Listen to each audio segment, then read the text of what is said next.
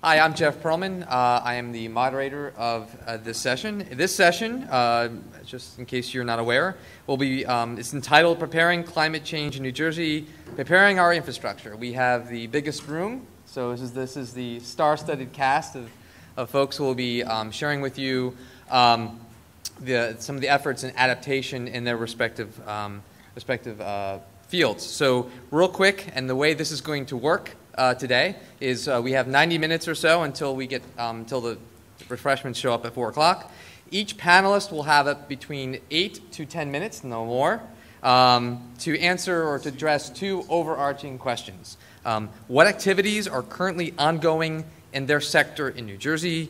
And number two, which critical gaps or needs for ongoing climate resiliency in their sector of New Jersey? So what are the current needs? And basically, after they go through their sessions, there will be a sort of directed Q&A by me, more or less, and then we will open it up to questions. So there are 6 speakers. I am not going to go through their bios. They are in the packet. But just to make a thumbnail sketch of them, the first up will be Mark Moriello. He will be addressing coastal and inland flooding, and he represents New Jersey Association for Floodplain Management. Then followed up by John Carnegie, who will talk about transportation and planning, and he is the executive director of the Alan M. Voorhees Transportation Center at Rutgers University. Then Dennis Dahl, who's president and chief executive officer of Middlesex Water Company. We'll talk about water utility issues. Kim Hanneman, vice president for transmission at PSE&G, will talk about electricity and natural gas. Patty Doerr, director of coastal and marine programs at the Nature Conservancy, New Jersey, will talk about natural resource protection. And last but not least, Michael Catania, executive director of Duke Farms Foundation, a very nice gig, will be talking about land management and stewardship, and something we have not addressed so far today, and I think I'm excited to hear about that as well. So first up will be Mark Moriello.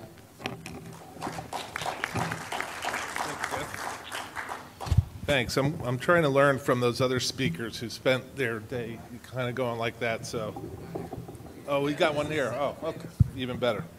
Well, thanks. I can't claim to be an expert on this infrastructure stuff. I do know a little bit about flooding, so hopefully my comments will help the other folks who will really focus in on their topics.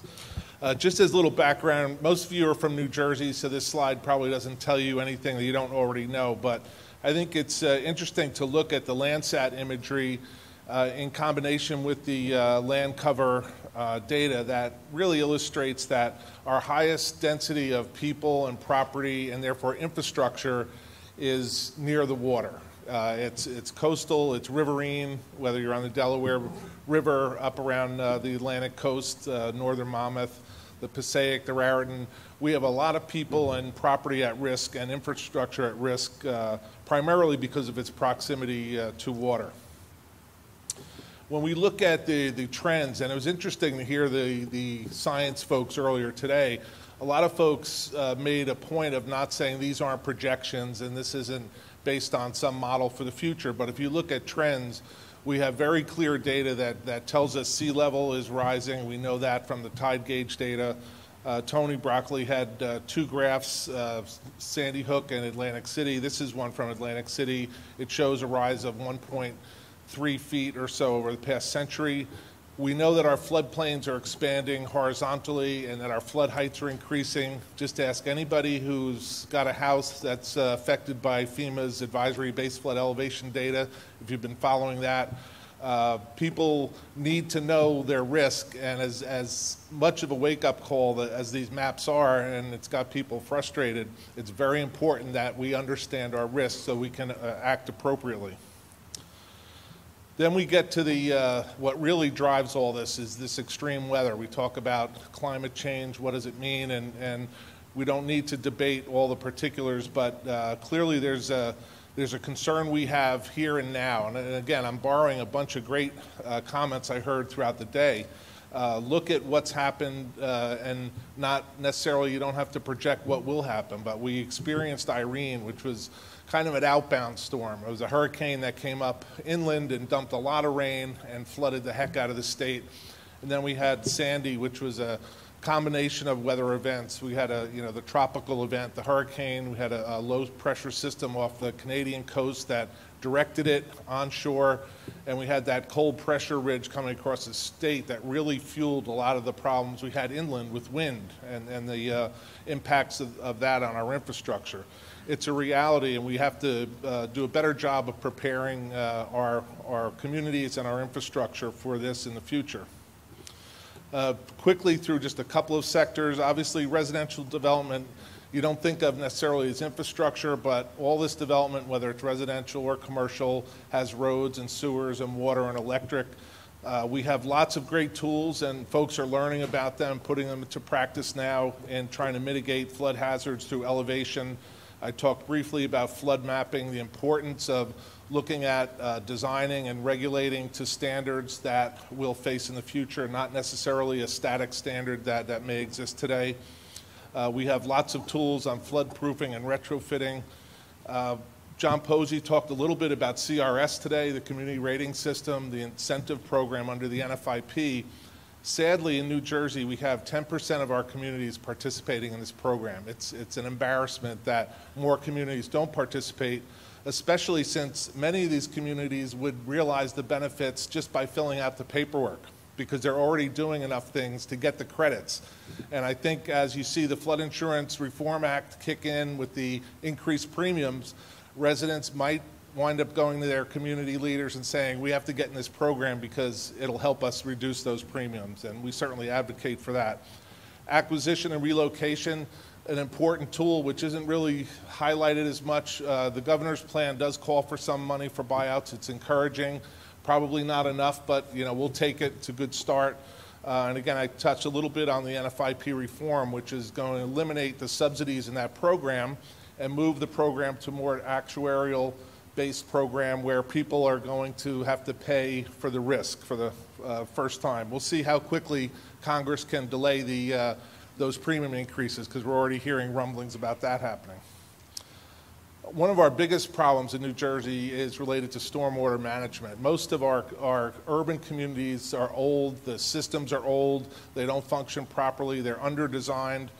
We have problems with backflow where surface waters come out back into the community. We're looking at mechanical systems on Route 35 for the reconstruction. I'm reading about that's going to have a pump system to move water out. We have the tools, low impact development, green infrastructure we heard about that can really help in terms of reconstruction of that sector in the future to mitigate floods. Our power infrastructure, generating facilities, transmission, distribution, a major problem during these extreme events, not just from floods, but from the wind and the trees. We heard about right-of-way maintenance and keeping the trees clear so they don't take out the lines. Citing the problem with gas stations not having power, not being able to get fuel because the terminals had lost their power. So everything's interconnected in this. It's not really a situation where you can focus on one problem and solution. You look at our mass transit systems, the subways, the rail lines, all flooded. The Trenton station, the Newark station, the coastline littered with boats and trailers and containers. Rail yards that weren't properly prepared for it. I won't comment on that issue per se. I think it speaks for itself. The interruption to ferry service and marine transport, all because we're really not prepared to resist some of the effects of these storms and events. In terms of our roads and bridges, these slides, it's Route 1 during Irene and Route 287 up in Rockaway, the lower slide. You have problems with inundation and scour and undermining. Our bridges are under-designed to pass the flows. It creates problems in terms of structural stability and flooding that backs up behind the bridges. Emergency evacuation in our coastal areas, where even if the bridges are high enough in those causeways, the access to the causeways is not quite high enough. Wastewater treatment, another important sector.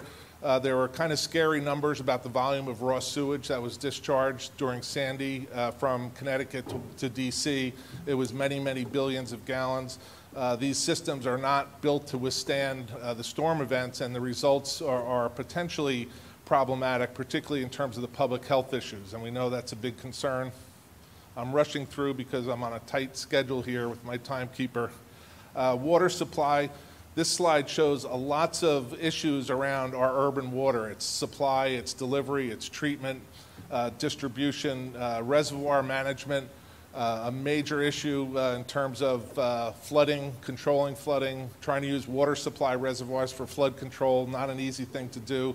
Ask anyone at DRBC and they'll be able to tell you about that. A water supply plan, which would be nice to have an update here for New Jersey. It's only about 10 years late. Good question. And then you get into our coastal areas. Are we really doing things in a sustainable manner at the shore with sea level rise, chronic erosion? We're not really doing enough in land use management to address some of these hazards. We're going to engineer our way out of it. It seems like lots of beach nourishment and bulkheads and revetments. We do need to think of the long-term prognosis of that. And then finally, this slide is really illustrative. Vicki talked about the disaster expenditures. That number she put was $400 per year per household over this period from 2011 to 2013. The number is actually 136 billion. I think that's it, yep. And when you think about that, we're really good at throwing a lot of money at problems after they've occurred. And you look at what we did with Sandy, Jersey, we got that 62 billion package for Jersey and New York. We don't do a really good job of dealing with these problems as they evolve so they don't become these huge disasters. And that's a major issue that I would love to see Congress take on, is redirecting money in terms of pre-disaster programs to mitigate damages. We seem to be able to find the money when we have to, and I would advocate that we have to start finding the money before we have these continued problems. And finally, in summary, we need to do a better job of planning. I think this Climate Adaptation Alliance is really going to help move us in that direction. We have to look at long-term cost benefits, something politicians don't like to do, where they look at short periods of time and throw the money at it. The future conditions, we heard someone say manage for change today. It's a great comment. I think that's really important. How can we leverage the funding, and particularly in focusing on mitigation, so we can deal with the problems before they become disasters. They don't always have to be disasters. And then lastly, a little plug for a floodplain manager conference that we're putting on in October. It's going to be a really relevant conference this year in light of Sandy, where we're highlighting a lot of those issues. We've got a great FEMA panel coming in, talk about the NFIP reform, the building damage survey results. And I joked that between potential bankruptcy and sea level rise, we have our fingers crossed that the Revel will still be there in October. But if it is, come down and see us. If not, we're just going to do a big bonfire on the beach. So with that, I'll pass it on to the next rep.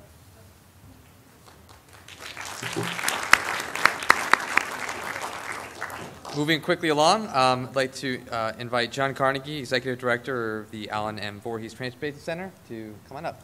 Thank you, Jeff. Good afternoon, everybody. Again, very quickly, my task today was really to give you a high-level overview of what's been happening in the transportation sector related to climate change adaptation, and maybe some preliminary observations about gaps and challenges.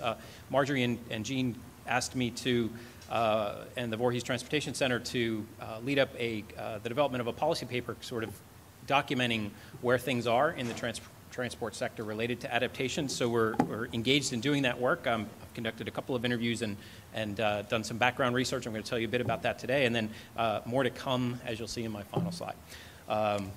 So I can advance these now myself, or? Excellent.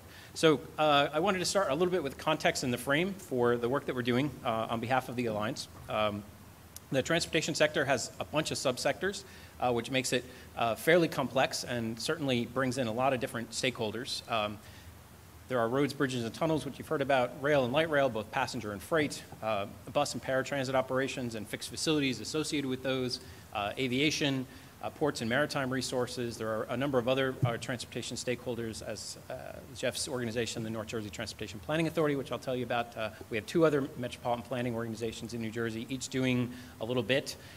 So I think that the challenge is the breadth of the sector itself in terms of all the different pieces and its reach and the various assets that are under our concern in terms of vulnerabilities. And we have a little bit of time to do that, and I think, as you'll see, that some of the stuff I'm going to talk about has been mostly done in the last 5 years or so, 5-6 years, and I think there's lots of work still to be done as we become more and more familiar with and concerned about doing what we need to do to address the vulnerabilities. So the study that we're doing for this paper will include all those subsectors and all the vulnerabilities that were discussed today, mostly focused on sea level rise and precipitation and weather-related events, heat and such, and the impact of those on transportation. We've conducted a preliminary scan and a couple of interviews. As I said, we'll be doing 2 to 3 interviews per sector with key informants throughout the process. We'll probably conduct a couple of subsector focus groups to get people together to talk about the needs and directions for policy recommendations, as Jean indicated at the end of the lunch process. And then finally, we'll be having full sector roundtable discussions about ultimately what become the recommendations of the Alliance related to transportation. So it seemed to me in thinking about the discussion in the transportation sector that a few words about language were important. I just took this slide actually from a presentation that Marjorie did. And in the world of climate change and climate science, mitigation has a certain connotation, and it's used a bit interchangeably in the transportation world, especially in the storm recovery context. And some of the things I'm going to talk about today are talked about in the transportation world as mitigation, hazard mitigation, and they sort of fall into the category of climate change adaptation. So forgive me when I slip between those two and understand that in one context, climate change mitigation, doing things about the causes of climate change might mean something a little bit different than mitigation in terms of hazards and vulnerabilities in the transport sector. I think probably leading the way in New Jersey in transportation, largely under Jeff's leadership at the North Jersey Transportation Planning Authority, is the NJTPA. Probably doing the sort of leading edge here in New Jersey in terms of both understanding the vulnerabilities and risks and understanding the contributions of transportation to greenhouse gas emissions and trying to do something about that, as well as thinking towards the future, contributing to disaster recovery from Sandy and such. Some of the things that are underway at, oh my God, 3 minutes, you gotta be kidding me. Some of the things that are underway at the NJTPA include a forum for bringing the stakeholders in transportation together to talk about the vulnerabilities and what we can do about them. They've done a region-wide greenhouse gas emissions inventory that's sort of sub-allocated to the municipal level and are putting tools together for local governments so that they can do something about the greenhouse gas emissions from the transport sector. They did a pilot case for FHWA on understanding the vulnerabilities of especially highway infrastructure, but also transit to various risks. The map of the study area is there. Excellent report. Sets a good groundwork for things for us to think about, and really was part of a national dialogue on using the tool that FHWA had put together for transportation agencies to think about climate change and its impact on transportation infrastructure. They have a couple projects working towards the future, including working with county engineers, really critical to understand that many of the transportation resources that we have, our assets, are at the local level, owned at the local level, and they're trying to bring in the county engineers into that project in the Passaic River Basin, and also working super regionally, Connecticut, New York, and New Jersey on a project to do a kind of redux of Sandy lessons learned and look at what can be done specifically for several assets in the region in a more detailed engineering way. Our other two MPOs doing a bit less than the NJTPA, the Delaware Valley Regional Planning Commission, also has a greenhouse gas emissions inventory, and they've been working much more on the Philadelphia side. It's a bi-state MPO on the Philadelphia side of the river on things related to green building and infrastructure for electric vehicles and things such as that. South Jersey Transportation Planning Organization, much smaller in terms of resources available. They have a effort they're trying to get underway to complete the entire state in terms of the greenhouse gas inventory That work is not yet completed. The New Jersey Department of Transportation, I'm not going to do it in 1 minute. The New Jersey Department of Transportation also working on some efforts.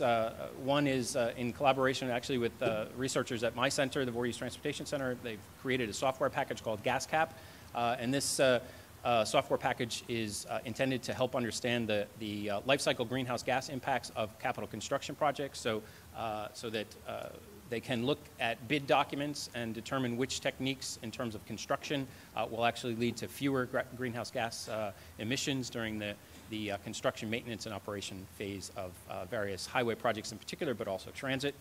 They have a project just underway related to the vulnerability of NJDOT assets to extreme weather events, and are really working hard through the Sandy recovery efforts to build in betterment and hazard mitigation into the projects that they're funding and rebuilding, including things to address a number of the things that Mark brought up in terms of bridge scour, abutment scour, fixing the electric components of drawbridges and signals and such to bring them above flood levels, and working on signage and things that were vulnerable to high winds and such. New Jersey Transit, a couple other things, they've also done a greenhouse gas inventory of their operations and their facilities, and completed in June 2012, just prior to the Sandy event, a small study on the resiliency of their various assets to various vulnerabilities related to climate change, including sea level rise. Unfortunately, completed in June 2012, not really in time to start acting on it, and also a very sort of smallish first step study. Port Authority doing a lot of good things as well, sort of starting in 2008, sustainability and policy goals that sort of have led to a number of projects that are both physical in terms of implementing changes to their assets to ward off the impacts of flooding in particular, but also things to improve the energy efficiency of their facilities and the greenness of the energy they use to operate their services. And they are very active on the New York side, I think politically probably more than any reason other, where it's a little more supportive to be talking about having these conversations. So they're very active in collaborating with other entities about climate change. A couple of things that immediately have come to mind from the work so far is that the transportation sector is very complicated, lots and lots of actors, lots and lots of assets, state assets, authority assets, local government, private assets. So a lot of players in the game, all of which are at different levels of understanding both the vulnerabilities and the things they can do about them. Activity in this transport sector seems to vary quite a bit according to mode. So some are doing more than others. There are some differences in the vulnerability and asset risk assessment methodologies, especially in terms of the time. Some end at 2050, some go to 2100, and I think there's some issues there. And finally, limited funding, really, to do the planning and certainly to do implementation once we have adaptation strategies identified. So more to come. Stay tuned to the Climate Adaptation Alliance website for the policy paper, and I look forward to answering questions if you have them in just a moment.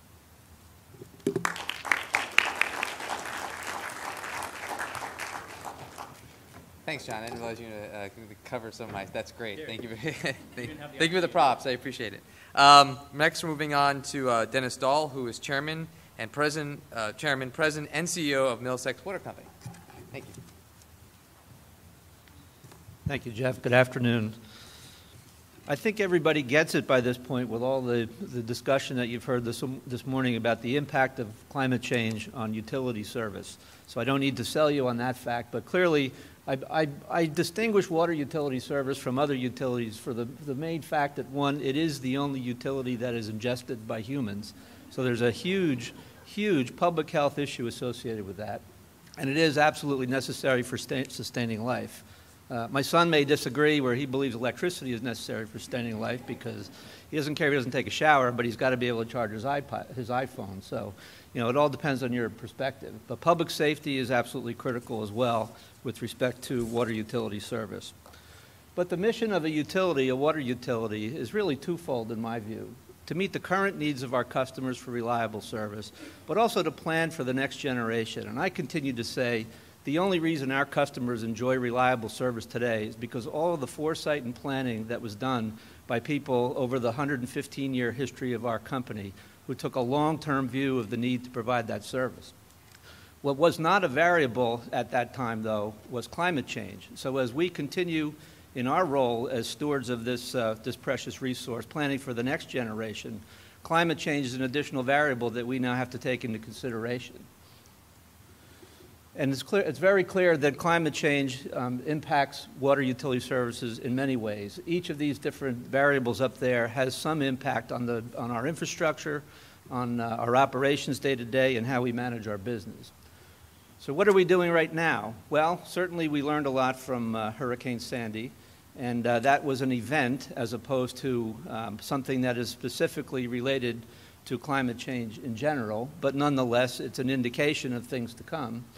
So as a company and as an industry, we're shoring up our assets. We're making sure that our business continuity plans are robust. We're making sure that our emergency response plans are in place.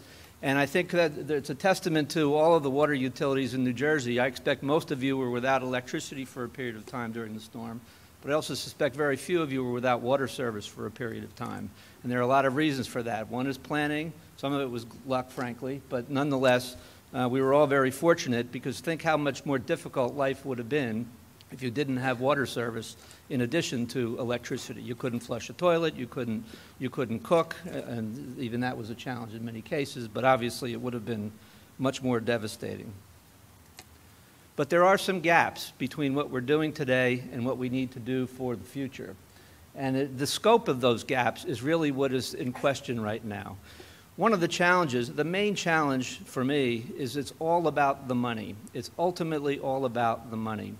When you have a mayor who says we need to build a $100 million treatment plant to prepare for the impact of climate change, what do you think that mayor's chances are of getting reelected when water rates are going to double or triple as a result of making those investments? When my company goes before the New Jersey Board of Public Utilities and says we need to spend $100 million to build a treatment plant, we don't fully have, we understand the science, and we fully believe that things will be coming that we should prepare for now. So you should give our customers a 50%, 100% rate increase today to account for that. It won't happen. In the utility world, it's all about being known and measurable. And the cost is ultimately borne by the consumer. It doesn't matter whether you are a utility ratepayer, whether you're a taxpayer, whether you're the recipient of federal, state, grants, loans. It's all ultimately paid for by all of us in the room in some form. And it's not going to be cheap. And the irony of all this is, I mean, you look around, and I was grateful, Henry Patterson, who runs the New Jersey Water Supply Authority, reminded me that there's no bottled water served at this event today. No, people don't think twice about spending $1 or more for a bottle of water, and I'll admit there's a convenience factor there. But for that same dollar, you can get more than 100 gallons of safe, reliable water right from the tap, which that 100 gallons will fully meet the domestic needs of an individual for the course of a day, for sanitation purposes, for drinking water purposes, and so forth. So people will come out in force complaining about rate increases associated with water service, but at the same time, they have no problem paying for, on a per-gallon basis, the equivalent of what it costs for a gallon of gasoline for a bottle of water. So it's all about the value of water. It's understanding why water is as valuable as it is, and being willing to recognize that we need to spend more investment in infrastructure to prepare for what we all know is coming. So we're all going to pay in the end. It's really all a matter of how we carve up that pie. So who pays? It is a difficult challenge for regulators and taxpayers to fund investments when they don't fully understand what the ultimate impact is going to be. It's all about achieving that balance, that, as I indicated before, the balance between meeting the current needs and meeting the needs of that future generation. That's a very difficult thing, and in the context of a regulated water utility in a rate case proceeding, it's a negotiation. The regulators get it. They want us to plan and build for the future. So it becomes a negotiation about what level of investment is appropriate. But it's just not going to occur without that regulatory and taxpayer support. And politics, I really should have put that word in bold, because politics is a huge, huge influence on our ability to get consensus as to what the problem is. And I think we all would recognize, unless we have a common understanding that one is a problem to be solved, then you're not going to get that collaboration that you need. And I believe that, in my view, the solution is educate, educate, educate. I think the public needs to be much more educated about the need to invest in infrastructure for the future. I think once they understand how critical it is, there will be more of an appetite to be able to tolerate increases in rates to support that investment. And I believe that there needs to be absolute ownership of that challenge among all those entities I've listed there. Our public utilities, whether you're municipal or investor-owned, our regulators, taxpayers, and political officials. Unless all four of those groups are aligned in the identification of the problem and the need, then that collaboration will not occur and there will not be shared ownership. Thank you very much.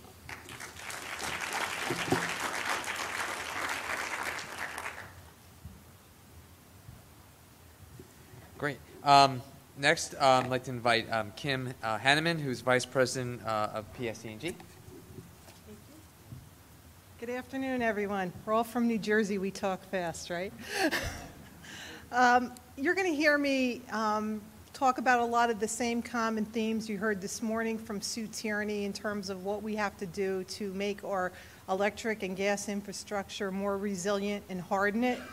Some common themes with Dennis as well regarding the utility and the rate-making industry. I'm going to start real quick. I know we all know this, but Superstorm Sandy from the eye of the electric utility. I've been with Public Service 27 years in operations. Superstorm Sandy truly was a superstorm for us. It impacted 90% of our customers, 1.98 million. 14 of our switching stations, about a third of them were out. 51 of our transmission lines were out, about a third of them. And 96 of our substations, which is almost 40%. So when the storm ran through, between the high winds, the flooding, our restoration efforts immediately focused on restoring our backbone. This is really the first time we'd ever been hit to this extent to the backbone of our system, our switching stations, our transmission lines. And you need to get the backbone up before you get the neighborhoods up, because if you get the neighborhoods up and the backbone's not up, it's not going to do you any good. So that's where our efforts focused on. The estimated cost of this restoration was between $250 and $300 million for us. I'm going to further illustrate Sandy through that bullseye right there. That's actually our Seawarren switching station. So Seawarren is located adjacent to the Arthur Kill. You think about how New Jersey grew up, and it was in your working papers in terms of how the generation stations were built along the waterways, how the switching stations were next to that, the transmission lines to come and bring the power from there out to the neighborhoods. So a lot of these major switching stations grew up in New Jersey close to these waterways in the coastal areas, Seawarren being one of them. It's located adjacent to the Arthur Kill. It has 4 switch yards there, high voltage 138, 230, and smaller distribution 26 kV yards, which feed the neighborhoods in that area. Feeds Woodbridge, Perth Amboy, Rahway, also some big industrial customers like the Hess Refinery that produces the gasoline for the area. Superstorm Sandy brought a 6-foot wall of water through Seawarren. I was out at Seawarren right afterwards, walking through the switch yard and seeing life preservers from the marina down the street sitting in the switch yard. Once the water receded, we had to go back to work to really restore this station and everything inside of it. So these pictures here, top left you see some of the debris on the breakers. Top right is one of our breakers. You heard Sue talk about control houses and having to raise control houses and raise critical infrastructure. Well, down there on the left is the control house. Several feet of water went through that control house, and that control house was even about 4 feet higher above grade too. It wasn't right on grade. We had 100 electricians working around the clock in every cabinet, cubicle compartment to try to get this station up and rolling. So that was the impact on Seawarren with this effort. So what happens when you have things like Seawarren and large areas out and the Hess refineries out? We all have memories of the power outages, not having gasoline. So that's the trickle-down impact of this, besides having your kids not being able to charge their iPads, iPhones, and everything else. So we take great pride at Public Service as being one of the most reliable utilities.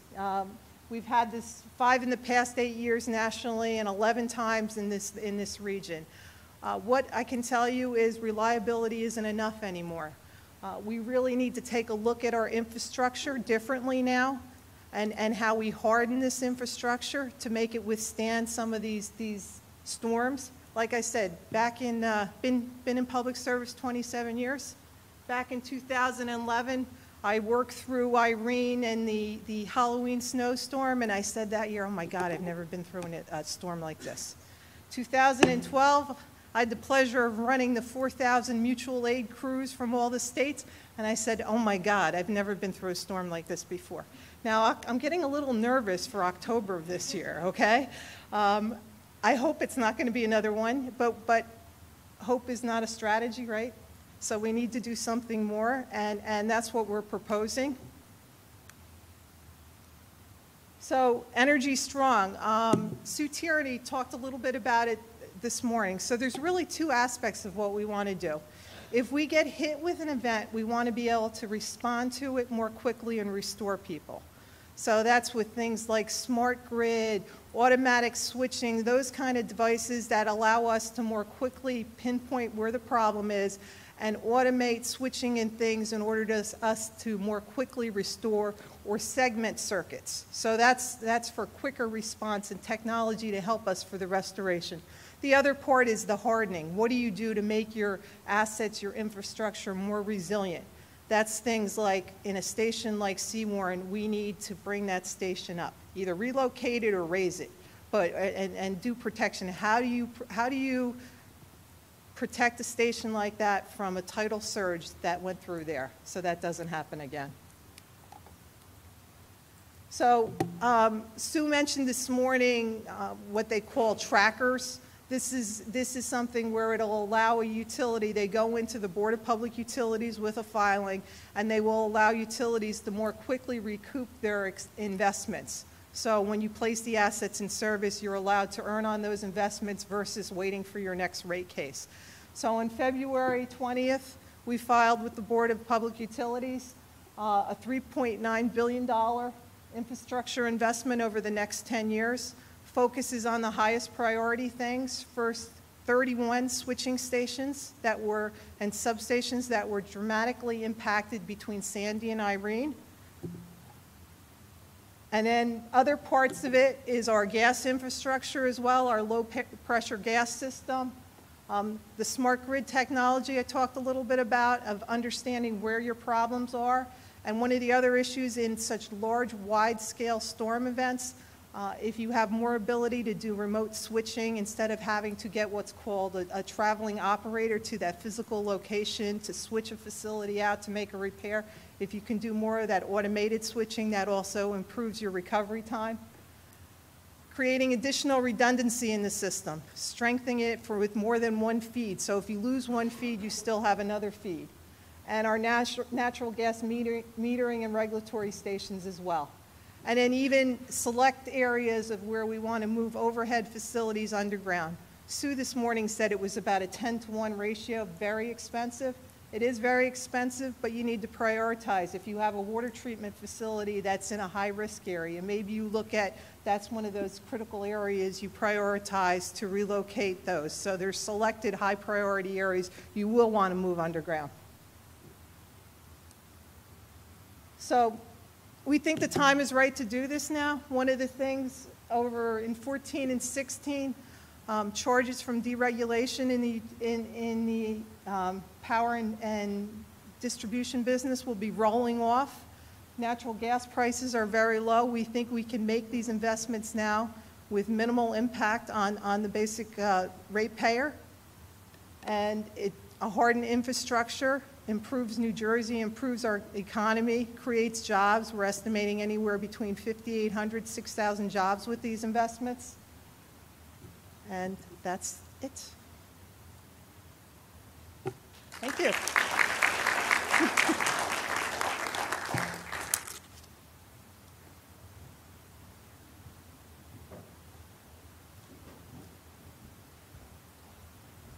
Excellent, thank you. Next is Patty Doerr, Director of Coastal and Marine Programs, Nature Conservancy of New Jersey. Thanks, Jeff. I'm also going to add myself to the list of proud Cook College alum, back when it was Cook College and before the School of Environmental and Biological Sciences. So proud to be here. And thanks to Margaret, you guys all know that I am now breaking TNC guidance by using the term natural infrastructure. But apparently it tends to be confusing to members of the public as to what natural infrastructure is. But to make sure we're all on the same page, when I talk about natural infrastructure, I'm talking about oyster reefs, salt marshes, beaches and dunes, and floodplains. And the threats associated with climate change, like sea level rise and increased flooding hazards, also impact their ability to serve as natural defenses. In an attempt to address these challenges, those in the natural resources sector are working to better understand both the health of our natural defenses, but also the risk reduction potential. This is in an effort to better determine ways in which to restore the function of these ecosystems for both the everyday benefits they provide, like an oyster reef improving water quality, or a tidal marsh providing habitat for important fisheries, but also improve their ability to reduce the risk to communities from hazards associated with sea level rise and flooding events. From a risk reduction benefit, oyster reefs can help protect tidal marshes by reducing wave energy, and those tidal marshes in turn help protect communities by reducing storm surge. So by improving the health of our natural defenses, of our natural systems, and including natural infrastructure into our adaptation planning, we're also going to be improving the resilience of our coastal and riverine communities. And I just want to give a really quick example of how natural defenses have played a role here in New Jersey in protecting the community. This is Cape May, New Jersey, and the location of our South Cape May Meadows Preserve, which is at the very tip of the state. It's a beautiful location. Everybody should go take a look. But it is surrounded by the city of Cape May, West Cape May, and Cape May Point. And it actually used to be an old Victorian resort town in the late 1800s. But nature kept battering the area. Nature won, eventually. And they abandoned the town in the 1940s or 50s, and we purchased the property in the 80s. Nature kept battering the town and kept winning. This is from a nor'easter in the 1990s. You can see the waves breaking in beyond the dunes in the preserve. And this is an old World War II bunker that used to be in the on a beach. So in the 90s, the communities came to us in the state and the Army Corps of Engineers and said, hey, can you help us out? And we said, sure. And the result was a comprehensive ecological restoration of the preserve. And this is the picture post-restoration. What happened was a restoration of the freshwater wetlands back behind the dune system. These trails used to be the streets from South Cape May when it was the town. We restored a natural stream channel, and it connects to the state park, which is right around here, and restored the dunes and the beaches. For it's 2 miles of beachfront between both the state park and the preserve, and about 600 acres. As a result of this restoration, these coastal ecosystems are more resilient, but also the surrounding communities is more resilient. This is the preserve after Superstorm Sandy. The coastal wetlands, not the freshwater wetlands behind the dunes, absorbed all the stormwater, and so the surrounding community saw next to no flooding as compared to the rest of Cape May. And this is the dune system looking down to the lighthouse. The dunes remained intact and absorbed the waves as they were intended to do. So, excuse me. I'm not saying that natural defenses are a silver bullet. They're just a tool, a key tool in the toolbox when it comes to coastal resilience, and they need to be an inherent part of hazard mitigation planning for preparation for the next storm. Now in Cape May, we knew that the area is not functioning properly just from the degraded habitat, and we're working on quantifying the benefits of this project from a social, ecological, and economic perspective to really be able to make the case for natural infrastructure. But we are projected in New Jersey to lose about 30% of our salt marshes with a meter of sea level rise, and our dunes and our beaches are affected with each coastal storm. So there is a lot going on within the natural resources sector to better understand a couple of key questions. And there's so much going on that I found it easiest to sort of bucket it into three questions. What are the current habitat benefits that are being provided by our coastal and riverine ecosystems? So essentially, what kind of condition are they in? How can we maximize the benefits of our natural defenses through restoration? And where can we most effectively focus restoration for both ecosystems and nature as well as protection for the communities? So these are the buckets. I'm going to run through just a couple of examples of projects that partners are working on, and many of them are in the state, but in the room. Immediately following Superstorm Sandy, the Littoral Society led a rapid assessment of the impact of the storm on our coastal ecosystems. This information is going to be very helpful to determine future grant funding that's coming to the state, but more importantly, it's provided a sense of the needed restoration efforts throughout the state on our refuges, parks, and coastal ecosystems, including the critically important horseshoe crab beaches that were mentioned earlier this morning. The Army Corps of Engineers has conducted a study of the Delaware River to determine where floodplain restoration projects would increase flood storage capacity. Universities throughout the state, including Rutgers, are monitoring the health and dynamics of our coastal ecosystems. We are in some particular areas also working to identify the most vulnerable of coastal habitats. One specific example is around Forsyth National Wildlife Refuge. A collection of partners in the Delaware Basin are working to develop watershed plans to improve the health and resilience of priority subwatersheds throughout the basin. They're going to be looking at how to improve floodplain health, the connectivity of our rivers, and reduce the impacts of stormwater. And our national estuary programs, we have a couple of them here in the state, are working to assess the health of our tidal marshes post-Sandy to better understand how they were affected by the storm, but perhaps most importantly, determine which ones are keeping up with sea level rise and which ones are not. That's going to help us focus our restoration efforts. These efforts include identifying locations for living shoreline projects. They've developed climate-ready estuary plans to help focus all of their efforts in this big world.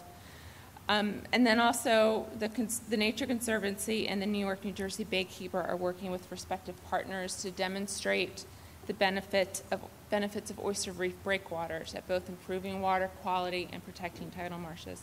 So there's a ton going on, and that's only highlights, but we do have some critical gaps and needs.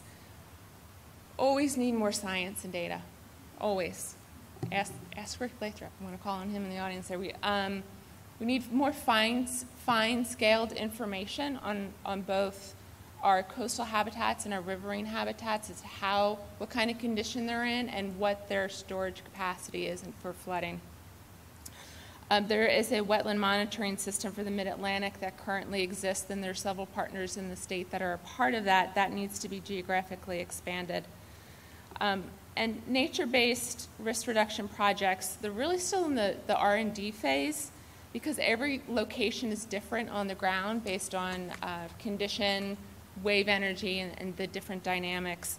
Different projects are going to be engineered differently based on those local conditions. And so we need more research and development to better understand the full suite of options for these types of projects. I'm going to skip a couple things here. We're going to go to funding. we all need more funding. And as we found out this morning, there's a very low willingness to pay for what we need from a climate adaptation world. And so we're going to need to get very creative as to how we're going to fund these projects. We're going to get a whole slug of money from Sandy, from the supplemental bill, but that's really just a down payment on what needs to be done, both in the short term and the long term. But we also need funding to ensure that we have capacity and capacity development at the local, state, and federal level, and with partners throughout the sector, to make sure that we are not only preparing for the next storm, but then we can respond to the next storm more effectively than we might be doing right now. But perhaps most important in the post-Sandy world is we need a long-term plan for our coastal and riverine areas. We need to have that difficult discussion of what do our floodplain areas look like 50 years from now in a world of climate change? Which areas do we want to slowly retreat from and restore to nature, and which areas does it make sense to concentrate our development, and what should that development look like? And equally important to this plan is the process for that plan. It needs to be cross-sector, it needs to be robust, and we need the involvement of all levels of government. So in closing, not only do we need to prepare our natural infrastructure for climate change to ensure the health of our ecosystems, but we need to take into account the role that nature can play in reducing our risks to the threats associated with climate change. As I mentioned before, it's not a silver bullet. Nature isn't a silver bullet. It wasn't in Cape May, but it plays a critical role, and it needs to be an inherent part of all of the discussions that we're having post-Sandy and hazard mitigation planning and all the planning stuff, adaptation planning that is happening. Thank you.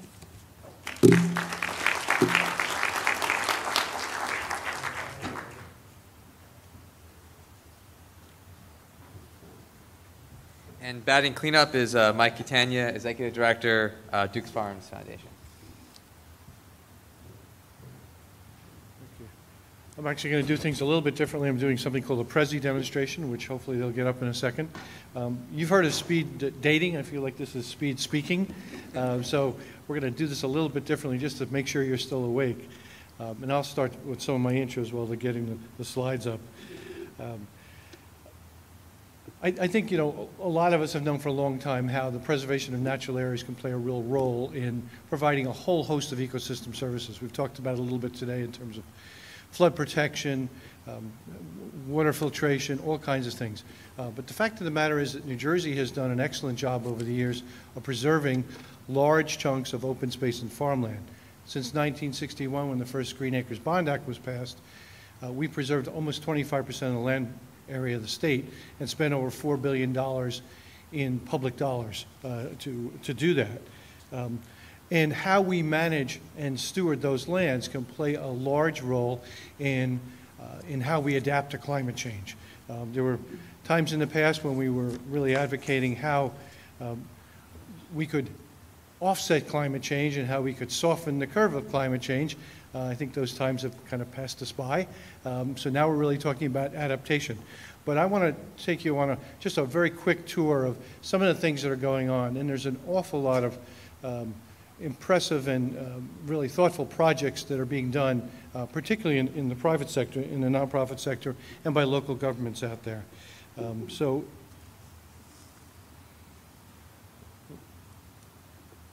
And this is a Prezi presentation, so if you get nauseous easily, just stare at the horizon, and I'll try not to go too. Back in the days when it was okay to talk about things like carbon sequestration, my colleagues and I at Conservation Resources started something called the Carbon Sequestration Demonstration Grant Program.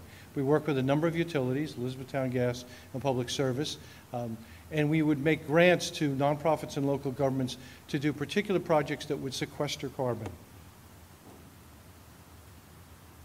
And some of those projects, I'm just going to walk you through a couple of them. Here's one with the Ridge and Valley Conservancy, a 32-acre grassland restoration project at their Dark Moon Preserve in Green Township in Sussex County.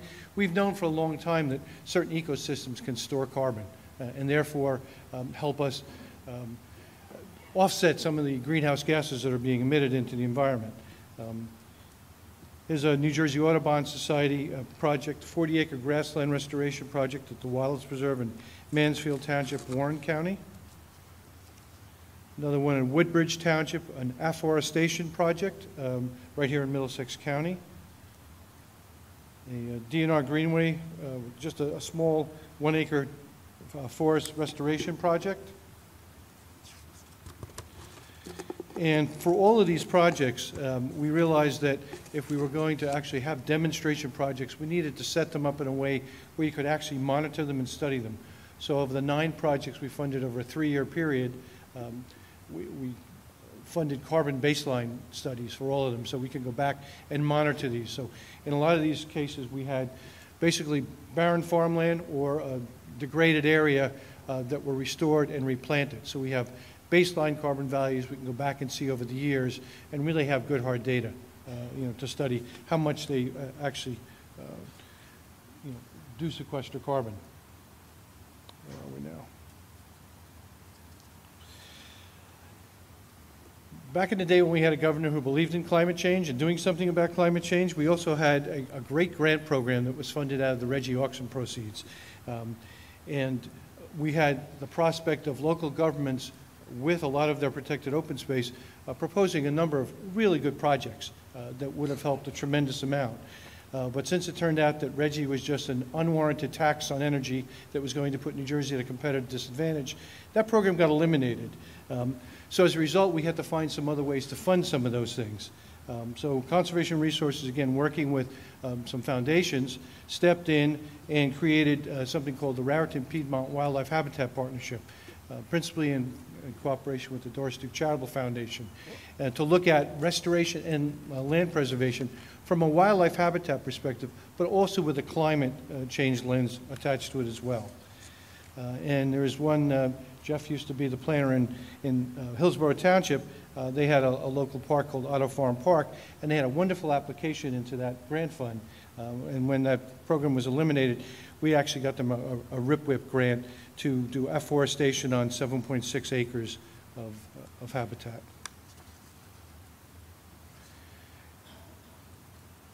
So climate adaptation can also be done for species habitat. One of the things we're seeing in New Jersey is that because of New Jersey's location as a coastal state and being the northern extent of a lot of southern species and the southern extent of a lot of northern species, we're really seeing a need for climate adaptation and wildlife management here. And a lot of the species are being severely impacted because the habitat is simply changing very, very quickly. So here's a very interesting project that was done by the state on tiger salamander habitat, eastern tiger salamanders. And to give you an idea of, here's some of the historic locations of the tiger salamander. And if you look at this slide, with the projections for sea level rise, you can see it's not going to be a great time to be a tiger salamander on the Cape May Peninsula. So what do we do about these things? We just say, that's the way evolution works. Some people, or some species win and some species lose. Or do you step in and do some adaptive management and try and intervene a little bit? But with the impact of sea level rise on the peninsula, that kind of orange stripe going north to south on the peninsula is really the ridge line. And so pretty much everything to the right of that at some point is going to be underwater. And with saltwater intrusion and with just the changes that will cause, you can see that if you're concerned about some specific species, you have to help them basically migrate to other areas and you have to create substitute habitat. So this was a unique project where they basically identified some more resilient sites that could be where you could do some creation of habitat in the kind of ponds that this species needs to breed in. And it turned out to be very successful, and the species responded and used those sites. I'm going to flip through that one. There's another one, the Friends of Hopewell Valley Open Space and Mercer County did a nice 40-acre afforestation project at the Ted Stiles Preserve. I want to spend a couple minutes talking about what's going on at Duke Farms, since I've recently died and gone to heaven at Duke Farms. Duke Farms is a very interesting organization. It's the former estate of Doris Duke. It's 2,750 acres, and with a new mission as a nonprofit organization to be a model of environmental stewardship. And we take that very seriously in all kinds of ways. We take it seriously by restoring habitats. We take it seriously by being a model of sustainable agriculture, renewable energy, and LEED certified adaptive reuse and renovation of older buildings, all things which are strategies for climate adaptation. And one of the reasons why I decided to make the move there is that I've seen lots of organizations doing some of the things that are going on at Duke Farms, and maybe even doing one or two of those things on a grander scale. But I don't think I've ever seen any place, anywhere, that has the range of activities that's going on there. And if ever we needed a place to have demonstration projects where people could go and see what is possible, with funding to do it, because Doris Duke Charitable Foundation, as the parent foundation, has made a serious investment in using this property for this purpose. So it really has the potential to serve as a kind of a living classroom, not just be a pretty place to go jog in the morning or meet a friend to ride a bicycle, but to really look at how each of us, on a residential level, on an academic level, can really think about how we can adapt to climate change. So I'd like to walk you through some of the things that we're doing here. First off, in terms of scale, I mean, one of the things we found that, like most other natural areas in New Jersey, the invasive species that had taken over Duke Farms were just everywhere. It was really kind of ground zero for every invasive species pretty much found in this part of the world, and a lot of the newer species. So we're systematically going throughout the property, trying to control the invasive species. There was also a huge deer management problem. One time Doris Duke actually had deer corn feeding stations, and there was a higher deer density on this property, I think, than anywhere on the planet. So it called for a deer management plan. There's now a 1.5 acre deer exclosure, which provides the perfect opportunity to do restoration. You can actually remove invasives and replant native species, and you won't have the deer density to worry about. So it's a great place to demonstrate that.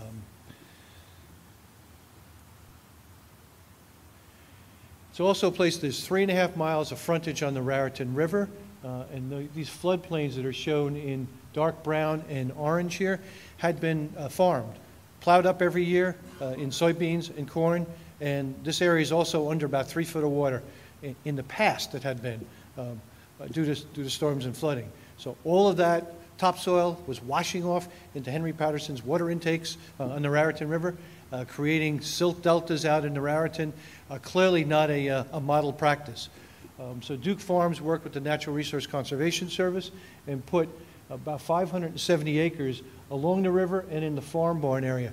These are ag-modified wetlands that had all been tile drained, put them in 2 federal programs, the Wetlands Reserve Program and the Emergency Watershed Protection Program. And by working with NRCS, and here's just an aerial shot of some of the area along the river, this is what it was like when it flooded on a regular basis. So this was being farmed. Tile drains were broken up to basically kind of help restore it to functioning wetlands. And then we kind of unleveled the soil with special equipment and recreated the microtopography that would normally be found in a natural floodplain. Recreated small ponds purposely to kind of hold water, almost like vernal ponds. Here you see them creating one pond. This is what it looks like afterwards. And as a result of that, this is the farm barn area. You can see some of those kind of the unleveling tracks there.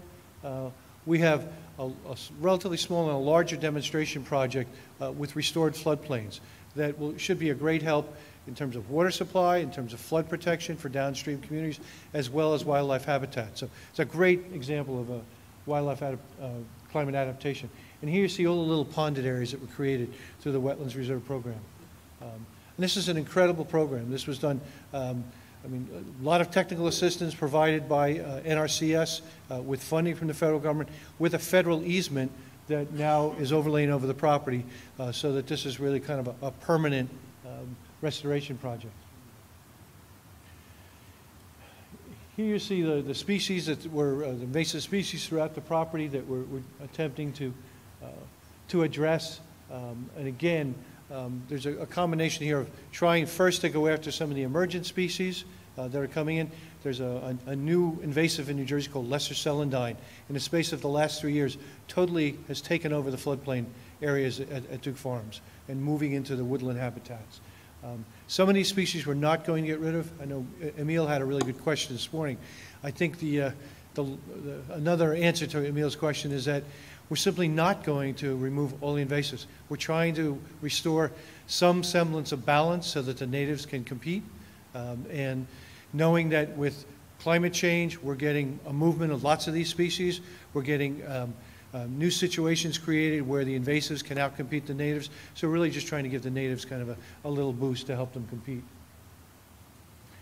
Involved lots of plantings of native trees and native shrubs. Over 300,000 trees and shrubs have been put in, often with volunteers under the auspices of some of the federal programs, other farm bill programs like the Wildlife Habitat Incentives programs.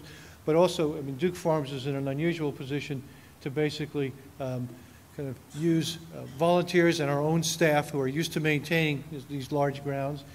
We seem to have lots of greenhouses where we can grow native species to be used in restoring the site.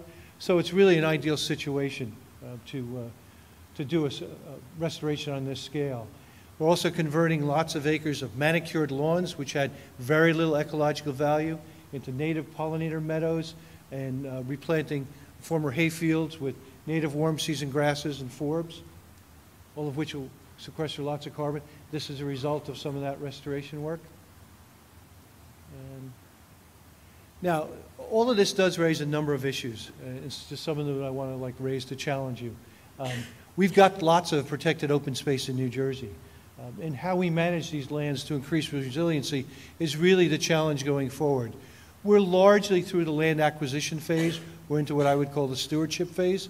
And how we manage those lands will, in large measure, really set the tone for how we're going to be able to adapt to climate change. Now, one of the things we had been very excited about with the proceeds of the RGGI auctions and the state law that's largely being unimplemented now is that there would have been funding for management plans for state lands. We have hundreds of thousands of acres of state wildlife management areas and state forests. For the first time ever, we were going to be able to do management plans to manage them adaptively for climate change, for habitat, for recreation. That funding is now gone, and there is no likelihood that we'll be able to do those management plans in the future. And quite honestly, I think that's criminal, and it's just incredibly negligent. And it was within our grasp. There were staff at DEP that were excited about being able to start that process, and now that funding is gone because we have pulled out of the Regional Greenhouse Gas Initiative. I don't know what's going to take its place.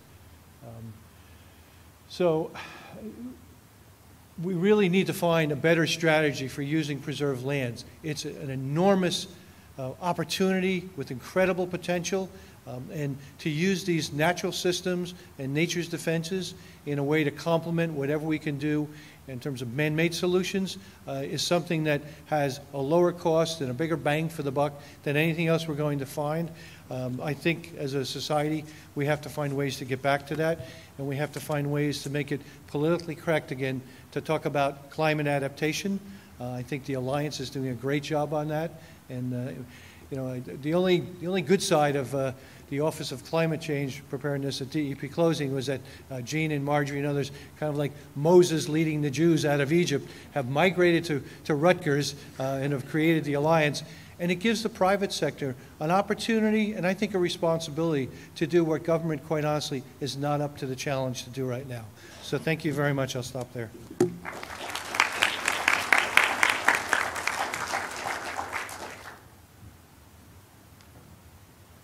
Okay, we have 25 minutes. I think we got through 6 presentations in just a tad over an hour. So I want just one more round of applause for all the speakers. So now we have some time to engage in discussion. And as the moderator, I get to ask the first question and take the topic where I want to go. What I want to do first is ask a question that is not in what I'm supposed to be asking.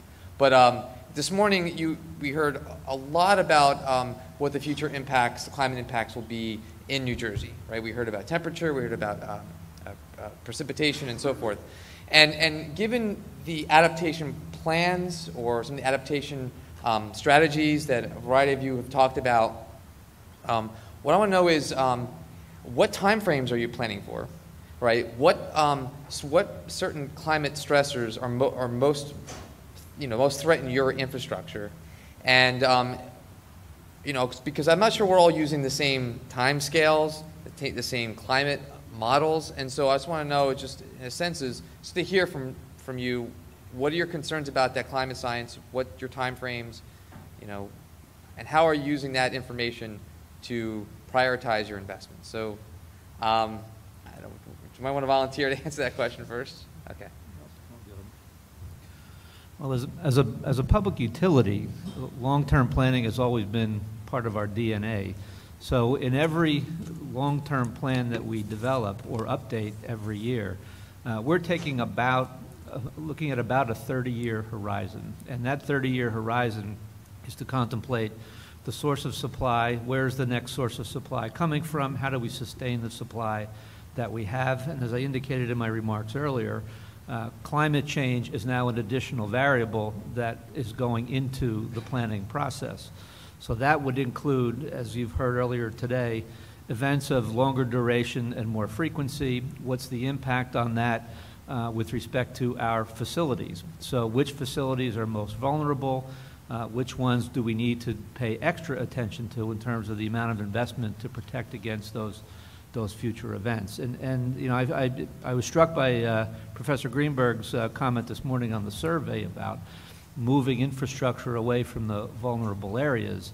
That's a bit of a challenge for a water utility, and I'll go back to Henry. Remember, we worked for Elizabethtown Water Company during Hurricane Floyd, and the criticism we got was, well, who was the genius that decided to put a water treatment plant next to the river? Well, that's where the water is. The point being, you have to be near your source of supply, and no one ever anticipated at that time the kind of events we would have. So building a higher level of redundancy and protection into assets is part of our 30-year plan now. Anyone else want to try to answer that? Kim? Along the same lines, very similar for us. You have events like this, and you do your short-term plans, your lessons learned, and what did we learn from these events that for the next one we will do better, quicker, faster, and that low-hanging fruit. So that always goes on, but we've actually laid out a plan where we've looked at the new FEMA results, we've looked at projects that we had already on the board and said, all right, how do we need to modify them to fit into the new data we have now? And we've made those mid-course corrections as well with even projects currently underway. And then, I talked about what we're going with this infrastructure filing, and it's a focused effort on the highest priority areas within the first 5 years, and then longer term out to the 10 years.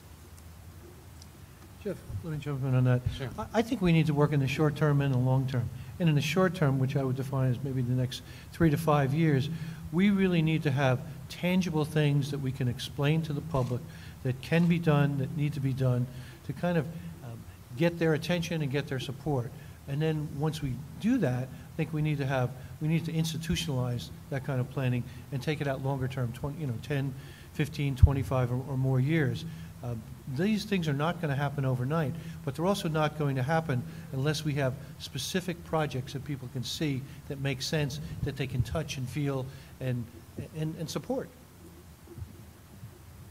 And Jeff, I think your question underscores that need for the long-term planning statewide and a cross-sector plan, because we do all need to be on the same planning horizon. Ideally, natural infrastructure projects or nature-based projects are engineered and implemented in a way that they are more resilient and can absorb storms and sort of can keep up with themselves in climate change and sea level rise. But that's not always going to be the case, and there's instances where if integrating natural infrastructure with gray infrastructure, you're going to have to be on that same planning horizon so that whatever engineered solution results from that planning process, that everything is as resilient as, you know, each component is equally resilient, if that makes any sense. Anybody else want to speak? It just seems to me that the challenge is that all of us, all of the respondents so far have said something about long-term being, you know, 25, 30 years. And part of the context is 80, 100 years, and how to work that into existing prioritization processes and cost-benefit analyses, which are all kind of based on a 30-year life cycle. So it's kind of retrofitting the whole process of thinking long-term in a different context than we've been used to doing. And I think in the transportation world, that's difficult because everyone does long-range plans and they are 25, 30 years. And when you think out further, there's lots more uncertainty, and that makes everyone who's making decisions in the small p political arena very uncomfortable. So I think that there's a lot of variability on what long-term actually means, as evidenced by all of our responses, and certainly in the work that I've looked at so far in the transportation sector.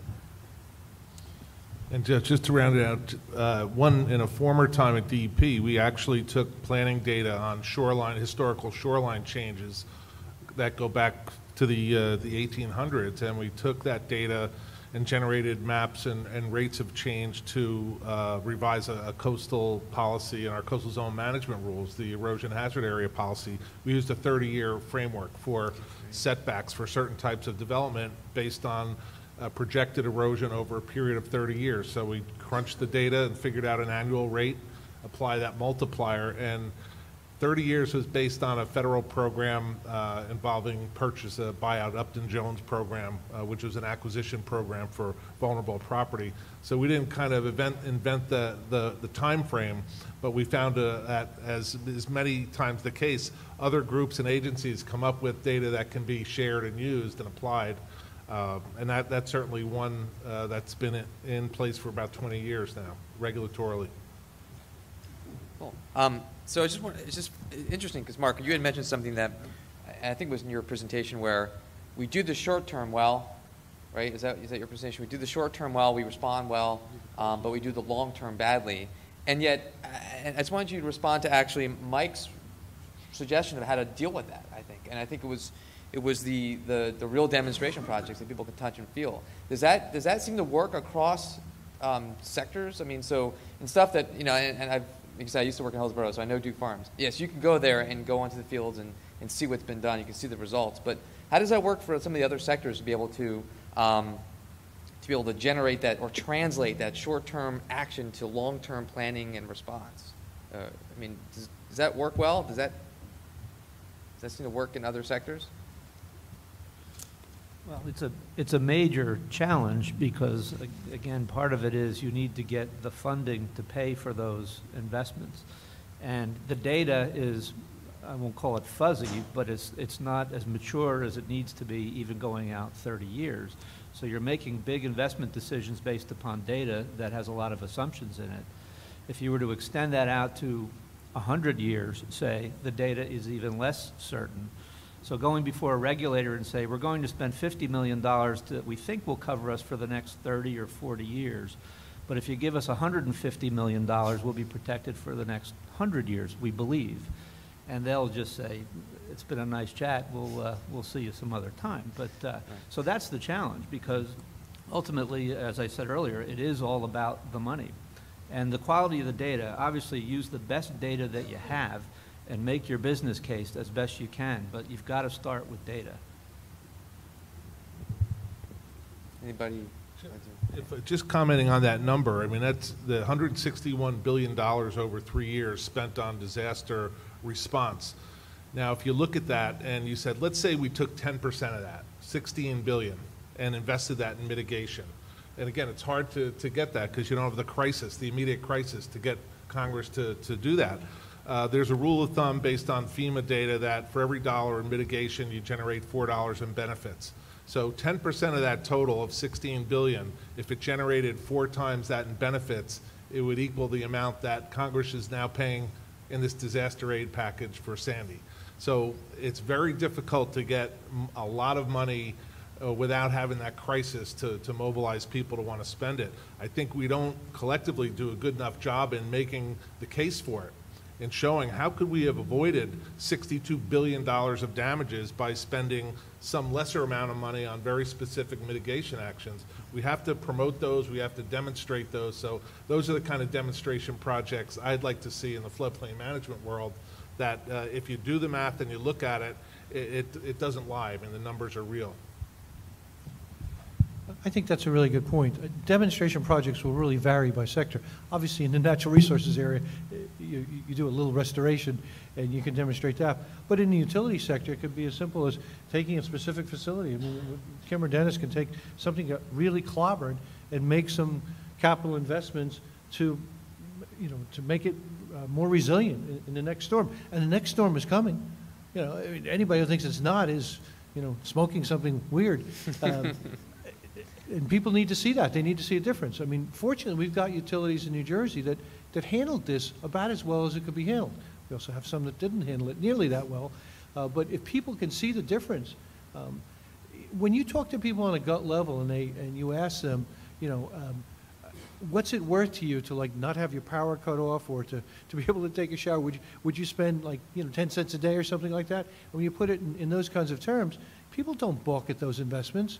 I mean, so you have to look beyond some of those poll numbers. Nobody wants, if you say, do you want to raise the income tax or do you want to raise the sales tax, everybody will say no. But if you ask people, would you pay 50 cents a day to be able to continue to take a shower and, and have gas to cook or electricity to run the lights and the television? I think you'd get very different answers. I think, should we go out to question? All right, yeah, let's go. I think I've monopolized the time enough. So there's a microphone up front here, so if you have questions, please make your way to the microphone. And please state your name before you ask your question. Hi, I'm Marty McHugh. I'm representing the Conservation Fund in New Jersey. And I just wanted to follow up on what Michael was just talking about. And I appreciate what PSC&G has been doing in the state, not only for the management of our electricity. I'm a JCP&L customer, so definitely appreciate what you're doing there, but also for natural resources in the state. And I think, Michael, what you said is a really good challenge. I think if we heard it from the utilities, I understand that you have to harden your infrastructure. But if we try to, instead of raising that Sewaren transmission area or whatever it was, that big thing with all the things coming out of it, right? How about doing a project that shows that ecological uplift will create resiliency? Because if the utilities are saying it, all right, in addition to saying, that they have to do the hardening stuff too, but do the soft engineering, the more natural resource, green infrastructure based like Patty was talking about, I think then that will start the momentum going, which is really what we need to do. We need to hear it from the utilities, from industry, to say, look, this is what we really need to do, because we do have a kind of a vacuum right now at the state level. Now, that's a great point, Mark. And we've been, we've been doing a lot of these projects, and especially on the right-of-ways, where we've actually worked with some of these same partners in the room here on what we can do to, instead of how do we restore that right-of-way, plant grasses that don't require the same amount of maintenance and mowing, and some of the habitat projects in the pinelands and for the golden wing warblers. So there's absolutely an ability for us to work together and partner to the overall good of the community, both from an environmental perspective and an energy perspective. And we will continue to look for those opportunities. Excuse me. Pete Weiss from New Jersey Medical School, more or less retired. Patty Dorr, you showed us the value of what you call the natural infrastructure. In the face of sea level rise, the aerial view that you showed us of Cape May, and is reinforced by the map of Cape May wetlands that Michael Catania showed us, apparently Cape May is about 50% wetlands. And that aerial view reminded us that it's all wetland east of the Garden State Parkway. At least I assume that's what that straight line coming straight south is, and as well as the other wetlands.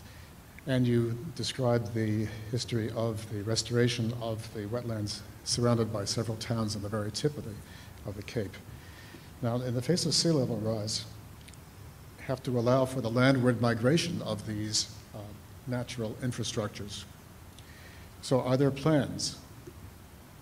Does anybody know of any plans among the several fields that you all represent to raise the level of the Garden State Parkway and put conduits under it so water can flow underneath it?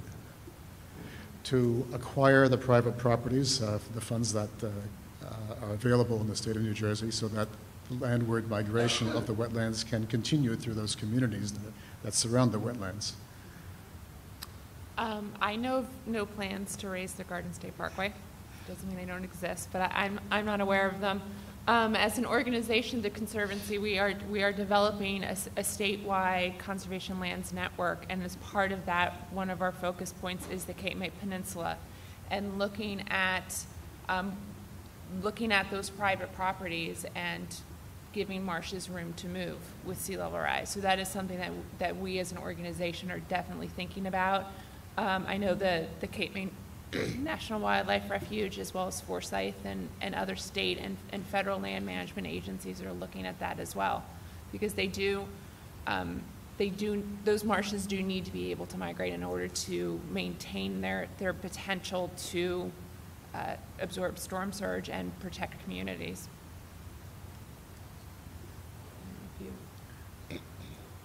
I wouldn't hold my breath waiting for anyone to raise the level of the Garden State Parkway. Emil DeVito, New Jersey. Whoa. Emil DeVito, New Jersey Conservation Foundation. I was also spending some time in the other panel discussion, and a young woman from Ironbound community was talking about environmental justice issues. You know, there was so much damage in the cities. And it really frustrates me that we still keep seeing articles in the newspaper about that stupid roller coaster and, you know, that type of thing. And everybody's worried about, you know, whether or not we're going to be able to play miniature golf on top of Pop's Donut Shop this summer, you know, along the boardwalk, as if that was important, and it's not. And I think that there's got to be a way to link environmental justice into this, because it's going to cost way more to protect all those urban floodplains and cities from what's going to happen with sea level rise. And there's nowhere to go. There's no retreat involved. I mean, Hoboken, you can't move it. You can't move the Ironbound. You can't move Jersey City and all these other places. And society's going to have to come to grips with the Jersey Shore just isn't that important compared to these millions of people that are living in these urban areas that we have to use much more hard engineering to deal with. And that gets us to the point of being able to justify a strategic retreat along the coast, where that's way less expensive in the long run. And nature's going to win. Nature bats last. In 100 years, those places aren't going to be there. And the sooner, you know, we start realizing the places that we need to defend and the places that we don't need to defend or can't defend, you know, the less it's going to cost and the more people that are going to win out in the end. So it's just, there's got to be a way to link environmental justice into this. I don't know how to do it. Those people are desperate to have a voice. Maybe some of you have some ideas on that. Well, the young lady you were talking about, Anna Batista from the Ironbound Community Corporation, I mean, that's an organization that's doing some incredible things in Newark, working with corporate partners. And there are things that you can do, not just engineering solutions, but green infrastructure solutions that you can do even in an urban area. I mean, we are starting to open up the floodplain along the Passaic as parkland. We are starting to do things like rain gardens and green roofs and things that will lower the threshold of when the combined sewers overflow and cause more of a problem. It's tougher to do there, but it's even more important to do it there. And we have to have a balance between where the people are and the more rural areas. We've got more options, frankly, in the rural areas because there's more undeveloped land and you can work with nature. It's a little late and a little harder to do in urban areas, but there's still some options. And frankly, we haven't gotten even close to exhausting those options. And, you know, in terms of the equities, I mean, everything that's going on along the shore, I mean, one of the things that I think there are a lot of people becoming concerned about is that if you thought the shore was gentrified before now, wait till you see it 10 years from now. Because when you start looking at the cost of rebuilding and raising structures, particularly in an area with lots of little houses so that you can't move the house next door and raise it up, you're basically going to price out those areas from a lot of the low and moderate income folks who live there right now. And that has huge societal implications. I mean, basically, where are those people going to go? They're going to go to the cities and that already have their share of problems. We really need as a society to think about that and put some serious capital investments into solving the problems, making the cities more livable. Cities are inherently, can be more efficient at using energy and a whole range of things that can help us deal with climate change, but we've got to make those investments. But the first step is we've got to acknowledge that we've got a problem, and I'm not sure we've crossed that threshold yet. Karen Alexander, citizen of the state of New Jersey. To have both of my former bosses on one panel is nice, Michael and Dennis. Michael, your point just now about the awareness and people being ready to take action makes me wonder who is talking to the residents of the state to help them begin to step back and say, you know what, it's really not just about me and whether or not I can see the coast or how long it takes me to get to work or whether or not I can drive the car that I want, but there are some societal issues that are fundamentally about whether or not this is going to be a state that any of us are going to want to live in. I'm not sure, and all of your organizations are doing great things, but I'm not sure who is reaching out to the people who at the end of the day are going to force the politicians to act. Karen, I think that's a very good question, and unfortunately that used to be government. And I'm not sure it is government anymore. And if it is, it's government at the county level or the local level, not so much at the state level. I think the federal agencies have, stepped in and done a good job, but their role here is really temporary. They're about to leave, and the immediate disaster response is done. So that's why you have groups like the Alliance, and if Gene Herb is around or Marjorie are going to start blushing. But I mean, the sad fact is that the private sector has to step in and do it because government is basically not focusing on it. And whether we drag them kicking and screaming or embarrass them into doing it because we start doing it without them, that's probably something that needs to happen. The Alliance has reached out to the environmental justice communities, to the urban communities. There's folks that are very involved in the Alliance. They're critically important, that point of view, because you can't just write off big chunks of the population in the urban sectors of New Jersey.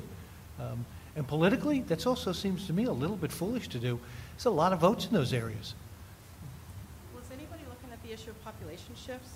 I mean, we're seeing a migration to the south, but as it gets hotter down there, I think just like we're finding the ecosystems are changing and habitats are not there, we may very well see more people coming to New Jersey, but not have the housing for them. For the people that are low income, they may have to leave because they won't be able to build at the shore. That's a really good point. So we're coming close to 4 o'clock, but until the people come streaming in, I want to just continue the conversation. Do you have a question? Oh, I had one question, yes. Sandy Millspaw, Victoria Foundation. Michael, I think you said the state's beginning to develop management plans for its property in the state. It's done a miserable job in the past in its stewardship responsibilities for state lands. What do you think the chances are that they'll enlist organizations like the Nature Conservancy, the New Jersey Conservation Foundation, and the like to step in and assist in a major way in managing these properties, state properties? I think a lot of the organizations you mentioned, the principal environmental groups, have the technical ability to do some of that work, but they have real capacity issues. And this is a tough economy for them to focus on anything outside. They're also managing a lot of lands themselves and are pretty strapped to do the right thing in terms of management and stewardship of their own lands. So, I mean, DEP had finally, after many, many years, had a funding mechanism to do those kinds of management plans. And now it's gone, and I don't see any immediate prospect of it coming back.